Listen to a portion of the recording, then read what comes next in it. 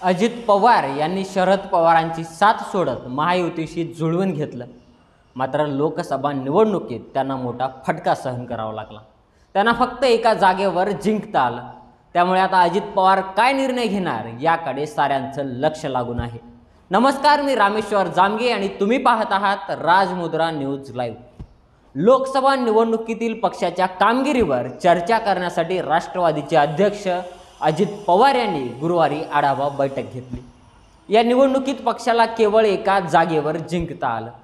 आढावा बैठकीत 41 पैकी 5 आमदार गैरहजर होते, तर नरहरी झिरवळ हे परदेशात असून 4 जण प्रकृती अस्वस्थामुळे बैठकीला आले नसल्याचं सांगितलं गेलं। तर बुधवारी दिल्लीतील एनडीएच्या मित्रपक्षांच्या बैठकीत अजित सहभागी झाले नाही।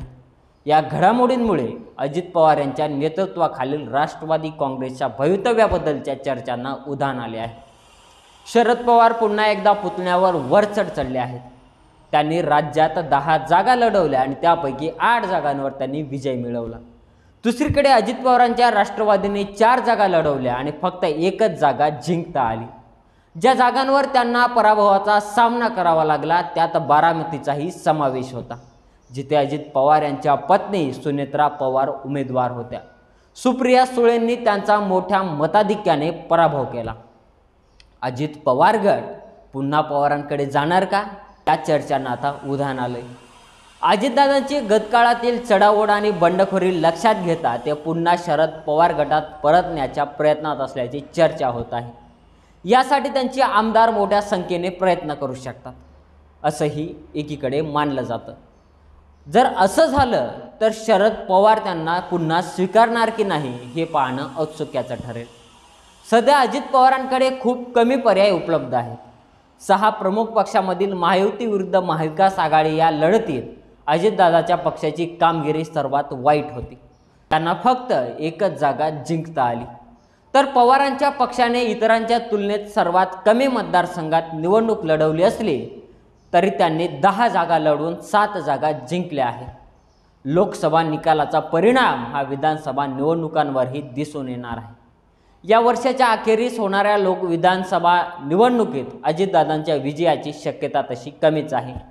राष्ट्रवादीचे नेते शरद पवार यांचे सहकारी अंकुश काकडे यांनी अजित पवारांवर टीका करत म्हटलं की पवार साहेबांना सोडून भाजपशी युती करणं हे मतदारांना काही मान्य झालं नाही। अजित पवारांनी प्रचार सभांमध्ये पवार साहेबांवर ज्या प्रकारे निशाणा साधला ते लोकांना आवडलेलं नाही। जर राष्ट्रवादी एकत्र असती तर कदाचित सुप्रिया सुळे यांना विजयासाठी संघर्ष करावा लागला असता। पण अजित पवार शरद पवारांवर ज्या प्रकारे टीका करत होते ते बारामतीकरांना पटलं नाही आणि त्यांनी सुप्रिया सुळेंना मतदान केले। आता देवेंद्र फडणवीस यांनी राजीनामा देण्याचा निर्णय घेतला आहे। जर फडणवीस राज्यातील राजकारणातून बाजूला झाले तर अजित पवार महायुती सरकारमध्ये एकनाथ शिंदेंच्या जागी मुख्यमंत्री होऊ शकतात। शिंदेंच्या पक्षाला या निवडणुकीत तसा फारसा काही करिश्मा दाखवता आला नाही। ते फक्त 7 जागा जिंकले आहेत। शिंदे जरी मराठा असले तरी त्यांचा आवाका हा फक्त ठाणे कल्याण भागापुरता मर्यादित आहे। राष्ट्रवादीच्या एका नेत्याने सांगितले की महाआघाडीचे नेतृत्व करण्याचा करिश्मा हा शिंदेंकडे नाही। विधानसभा निवडणुकीत अजित पवारच विजय मिळवून देऊ शकतात, मात्र त्यांच्या खात्यात एकच जागा असल्याने अजित पवार त्यांचे मुख्यमंत्री किंवा उपमुख्यमंत्री चेहरा म्हणून निवड होण्याची शक्यता फारच कमी आहे। अशीच नवनवीन माहिती पाहण्यासाठी राजमुद्रा न्यूज लाईव्हला सबस्क्राईब करा आणि तुमचे मत कमेंटच्या माध्यमातून कळवा। धन्यवाद।